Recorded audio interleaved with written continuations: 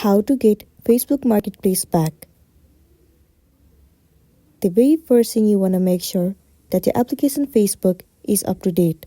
If not, head over to your App Store and then update it. Once you have the latest version of the app, simply open it. Enter a login credential as in your email address and the password, and then log into a specific Facebook account. Once you have been logged in, it will land you on its home page. Well, in the navigation bar, you can see that the marketplace is not available.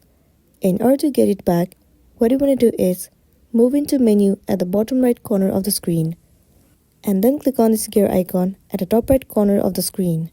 Scroll down and then head over to taskbar. Head over to customized bar. It will lead you to this page. In this page, you can see that the marketplace option is hidden. In order to bring it back, simply click on it and then tap on pin. And there you go. In the navigation bar, you can see the marketplace is available. So that's all for today, and this is simply how you can get back the marketplace on Facebook.